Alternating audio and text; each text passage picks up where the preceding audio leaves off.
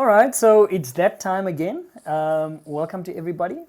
And basically, this is our club, My Life, My Business, our event tagline. Wish I was here, talking about in being fully engaged in everything that you're doing.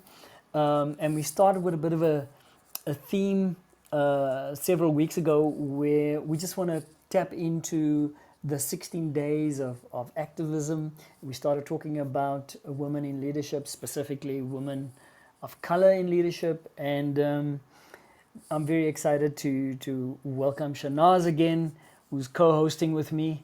And just for the record, it's Dr. Shanaz.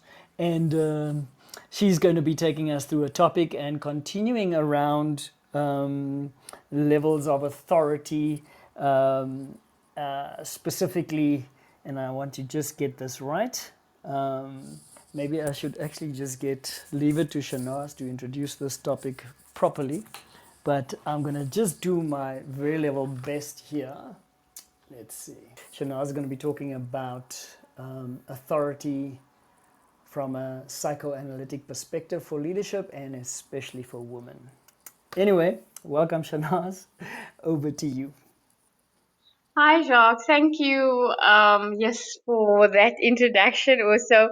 And yeah, I'm laughing because I'm talking about authority and leadership today and a psychoanalytic view to what I was thinking about when you said, oh, and it is Dr. Hussein. So I'll have to bring something about that in it too. So, where the authority and the leadership comes in. So, firstly, I mean, when we talk about authority, we immediately think of authority figures, and so, but really interestingly, firstly, some people think about so how does psychoanalysis or psychoanalytic view to organizations? What does that mean? And so, I think that a psychoanalytic view to leadership as well as to organizations, it's basically that what they understand is that all organizations um, are made up of relationships, and as a leader you lead because you are in relationship with others. And so immediately what that means then is that for psychoanalytic thought and scholars working with organizations, it's basically the idea that there are external things that go on in relationships and organizations. So things that you can see, things that are obvious, things that we talk, so conscious things. But there is also hidden things in it, internal things that goes on in people's thinking and how the organization itself thinks. And so the idea that what psychoanalytic scholars or the thought around psychoanalytic perspectives is that what we want to do or what they intend to do is make the uncover what is hidden. And once it's uncovered, then you can deal with it. But the issue is that often in organizations and in relationships, they believe that they are, as humans, we want to avoid painful and anxiety provoking situations. But as you know, that sometimes we have to address that in organizations if we are going to be creative, if we are actually going to live our lives to the full, and we are going to be joyful, and we are going to experience life to the full. We can't avoid that. But as human beings, we tend to want to avoid it. So what has that got to do with authority? So authority and in organizations, or what do we understand about authority? So and how does this affect women's leadership? So authority then is, what they understand is that it's the right to make an ultimate decision in an organization, and it also refers to the right to make decisions which are binding to others. So your right, so in a sense, if you can think of it as formal authority, kind of, it comes from your role as a director, as a manager, as a lecturer, formally you were given that role. Whether that was you applied for the job, you got that job. So that job was conferred on you formally. My doctoral degree was conferred on me formally. And usually, this kind of authority is in a hierarchy. So it's delegated, right? That ability for you to take charge and be in authority and make decisions that are binding is delegated from people usually above. So, in my position as a senior lecturer, I need to, my HOD is above me, and then also in certain contexts, professors to a certain degree have authority in a sense over me. They will delegate their authority to me if we are working in a research project together. But the thing is that when you think about that, the complexity around it is that when authority then is given from above and delegated, it doesn't mean that you believe that you have the authority to do the job. It also doesn't mean that those who you are in relationship with in the organization, whether that's your team or those you are you are managing, it doesn't necessarily mean that they believe you have the authority either. And it also doesn't necessarily mean that they believe that the ones who gave you the authority to do whatever you need to do are the right ones. Maybe, and I'll give you an example. An example could be where you have stakeholders outside the organization, right? So a team working on a project will don't think that the director or the manager of the team need to be giving them certain tasks. They may believe that actually the task needs to come from the stakeholder who is buying in, whatever they want. So these complications regarding that.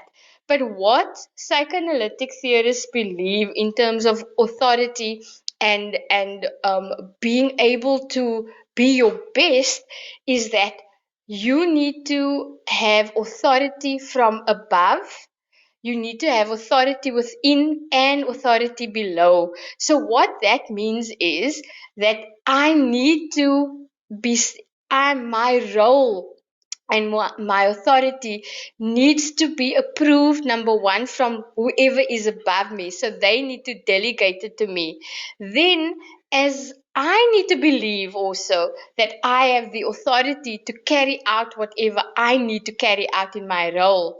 And then I also need the authority, in a sense, the cooperation from those who I work with, or those who are who I need to manage. And so, what this means is that um, how we interpret all of this in an organization, who gave the authority, who believes they have the authority, and who's not giving the authority, can really affect the creativity of a group. It can affect your leadership as well. So, for example, um, I there's a for example, a new curriculum is being developed at the school. So the principal, and this was a real situation, so the principal discussed it in a meeting, and then later on that week he heard that that there was an informal meeting after the school about this new curriculum, but he wasn't invited to this informal meeting. So one is, he can think of it, okay, the teachers are taking their initiative and their authority in their role as subject advisors and HODs in their department, and they are running with this idea. The other thing that he can think of is, they didn't invite me. This is after hours. They are undermining my authority. And so when we start to think that our authority is being undermined, or we feel like we are under attack, that is when we as leaders be, find we can switch to an authoritarian type of leadership, which means that you don't give anyone a choice. It's very different to authority. So and it's an authoritarian is, direct, no questions asked, you just obey without, it's task orientated, and there is no leeway for discussion. The voice of the people below is not really heard. And so you find, and they can be quite um, um, dic- like dictators, so dictatorial, whatever that word is. So what then tends to happen is that you need to understand how you as a leader, and particularly then as a female leader, is interpreting all this information about the authority above as well as the authority below you. And in terms of, do I have the support of my team, or am I feeling like I'm under attack and they are not really working along with me? And I'll give you another scenario, an example is when a new person comes into that post.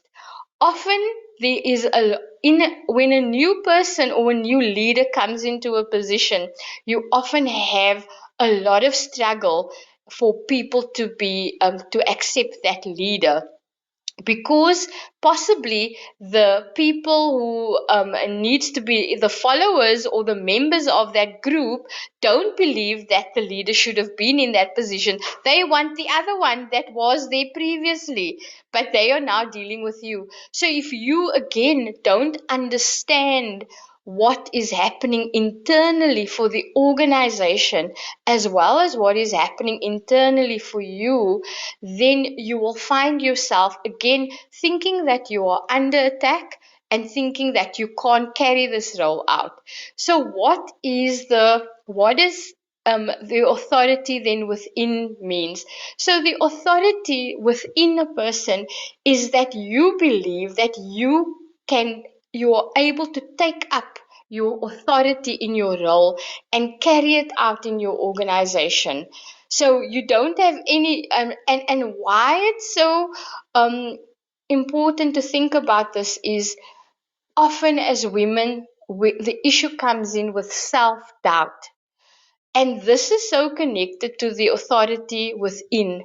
And what it means is that when we do not believe that we have the authority within, then we find that we cannot carry out our job. So even if someone was promoted to a really amazing position, but they believe, or the boss gave them some direction to go and do a project or do something, but they believe that they don't have the authority, they are unable to fulfill that role, then it means that you'll actually fail at the task, or you won't be able to carry it out as what was expected of you, because you believe you don't have the authority. You feel that there's a lot of doubt in taking up this position. So and I find that this happens a lot with women.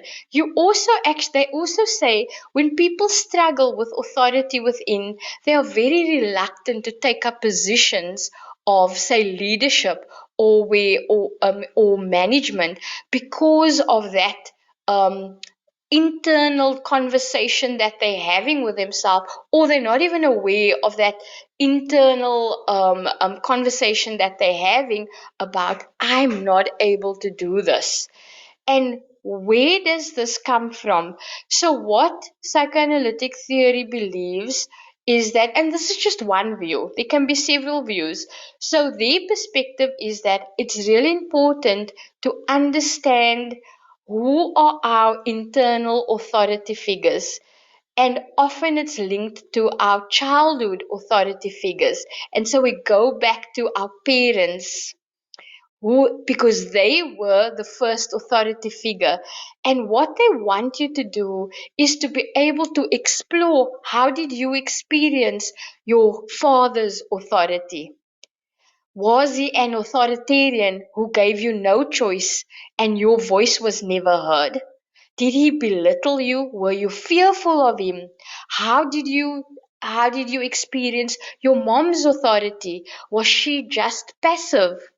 And so what they say is, we have then started to internalize these authority figures in how we express our authority. So what that essentially means then for me then, as a woman of color, as a woman, is that, how do I understand my mother's authority? How do I understand my parents' authority? How did that make me feel?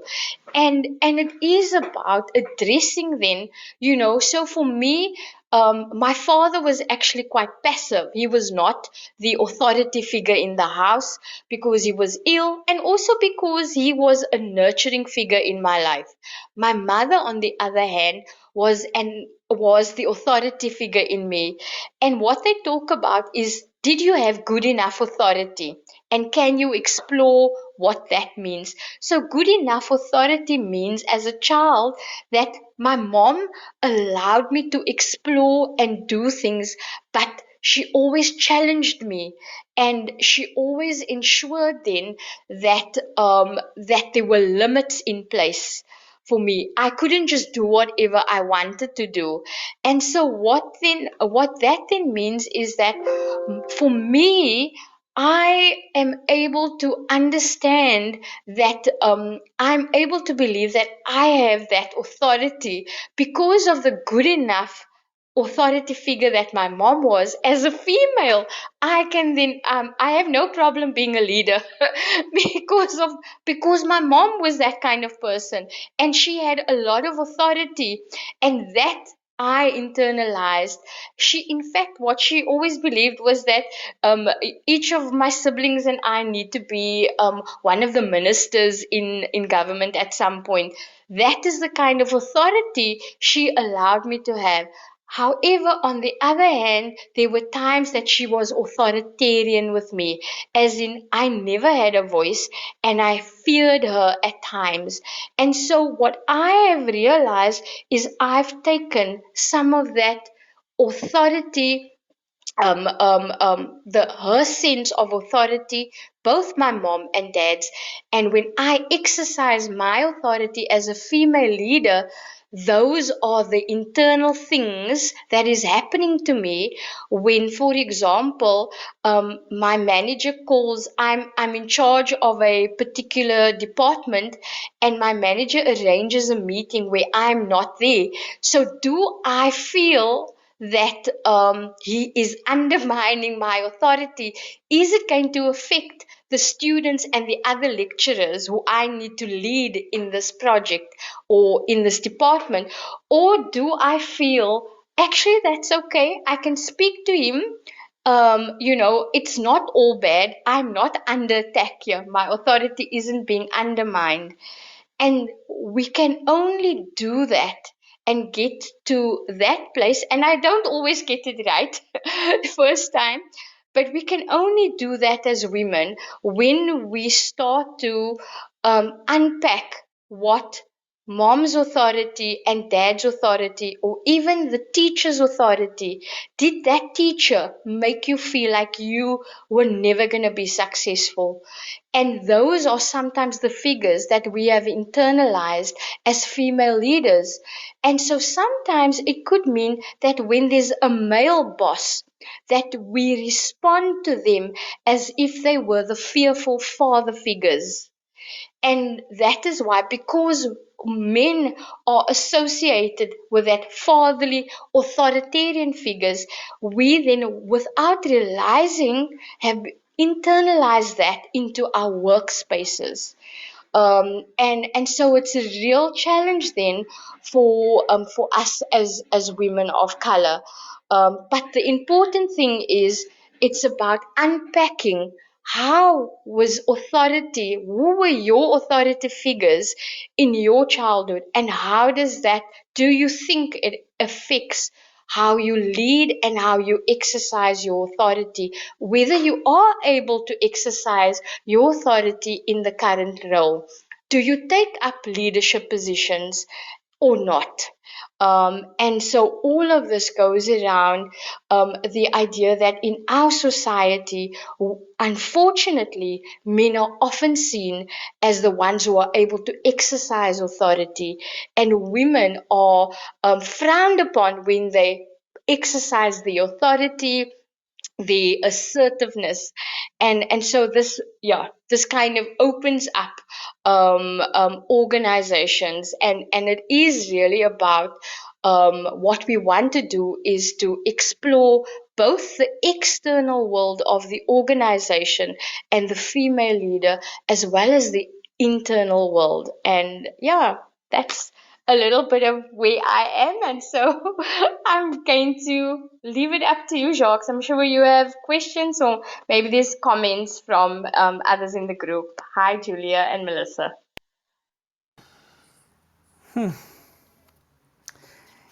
Yeah, once again, you teasing us with with the tip of the iceberg. But it's interesting. I mean, yeah, you give all this sort of substantial framework, and what I now immediately resonate with is your example that you shared, just by way of your parents. Your dad being the nurturer, the more passive one in your home, and your mum kind of striking this authority figure. And then it just reminds me, specifically also in my household, my mum was a teacher, now retired. My dad was a carpenter, now late. But, I grew up with this view that actually um, my dad was more the follower and my mom was more the leader, the person in authority. It was just a child's perception. I was the firstborn, but that was my perception. Um, and because my dad used to work 7 days a week, and in those times he would literally come home every Friday, and he would hand over his pay packet that is still sealed, and my mother would then handle the finances. So from that perspective, I do remember that. And so as a rebellious teenager, uh, nobody's seeing the air quotes. I just did air quotes. How funny is that? I started thinking, wow, I can't be too much like my dad, because in my sort of very limited view and understanding, I thought, well, okay, this petticoat government thing, and that's what I did call it, is contradictory, and it's quite strangely, in the way you put it, contradictory to what society would have led us to believe, that men are the ones in that's supposed to be in the authority positions, and then also the church, you know, reinforce this, where the man is the head of the home. And I so desired for my dad to be the man in the home. So where am I going to with all of this? And much like you, Shanaz, is that you took a leaf out of both your parents' books, and it shaped the kind of leader you are today. And for me, it was more kind of watching all of this and deciding, okay, there's the good in what I see, but actually, in my home, made up this my mind when I was. I think I want to be the man of my home. However distorted it was, I grew up with those thoughts, and obviously when you grow and you mature, you begin to change that view. But inherently, as much as we're talking about, the authority from within, I think I therefore also make up this environment in which women have to operate in, have to, be the best that they can possibly be in leadership positions. and then this sort of um, what shall I say, my paradigms that have been sort of somehow ingrained in me is visible, uh, even if it's unconsciously so. Um, but yeah, so rather just reacting with an example of my own, just not to bring any balance, but to say is that there are lots of role modeling happening within in the home, and there are also when the perception of the role does not fulfill its expectations, it also grows and shapes some sort of belief of what a leader is and what a leader isn't. Um, yeah, so that's the one comment, and the specifically the leader from within, I think is so important. Um, when the authority has been delegated to you, to believe you actually have it is really key. As you were saying, it completely supports basically and leverages your competence level, the ability to do your work, the ability to carry out tasks, and so forth. Um, in some of the tools that we use, we call it gremlin energy. The energy that says, I'm not good enough. And I'm finding that the I'm not good enough obviously then spills over, into that sense of imposter syndrome. That's what I want to say. I'm an imposter. The faking until I make it does not even work for me. Coming back then to knowing, I think this is what I want to say, is knowing that all these things exist, that we've been programmed in a way in terms of the home stereotypes, whatever happened at school. I think first and foremost is to understand that they exist, to understand that they are real, to understand that instinctively we want to align ourselves to that kind of understanding that we grew up with. So, therefore, and here's my question, long question. It sounds to me that for women in a leadership role, especially women of color in a leadership role, does this call upon a level of self mastery? Because you cannot ignore the influences that you had growing up.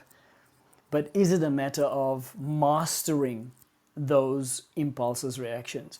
And rather than giving in to those beliefs, is rather to overcome them and and to really take hold of what was given, and believing that the authority in your hands enables you to make decisions, carry out decisions, to lead your team, to expect your team to cooperate with you. So, Shanaz, that's just what your talk has inspired within me. Just those two things. I don't know. I was rambling in my own mind. I don't know if you would just like to kind of cut in there and distill anything that could have made sense in terms of my comments. I think you're right, Jacques. I think it is around what you would call self mastery. I think for me, what it would be is what they say is, am I willing to be brave and like we want to avoid the pain, but can I hold on to the anxiety that that looking at those role models, looking at that authority figures and the good things, but also the damage that occurred to me when I was when I was growing up and those authority figures were in my life. So can I hold on to the anxiety without letting it overwhelm me and then I just react? And it's when we are able, and that's the self mastery. So it's being able to hold on to anxiety provoking situations without going into denial or avoiding it. And in that way, we make it part of ourselves. And that we manage it, then we'll find that it's so much easier then to understand our situations and be able to believe in that authority. Yeah. Oh, okay. That is fabulous. We have to leave it here for today. But the call to action for anybody listening to either the playback or this podcast is become aware, embrace your upbringing, and Shanaz puts it quite nicely in terms of staying within a space within the anxiety provoking situations and the willingness to be brave and get rid of the self doubt. You are a leader. You do have the authority. You have the authority to act. You have the authority to make decisions. And yes, and do so with courage. Shanaz, thank you so much. It was rich, but like I said, it was like just a starter, an hors d'oeuvre, just enough to kind of cause us to want more. So yeah, thank you for that. Thank you for blessing us, gracing us with this talk this afternoon. It's been much appreciated. Thank you, everyone. Thank you, Jacques. And yeah, I look forward to when I have a chance to chat again about it. We can delve further into it. Thank you, Oh, everyone. absolutely. All right, so I'm wishing everybody well. Until we chat again next week, have a great evening, everybody. Good night.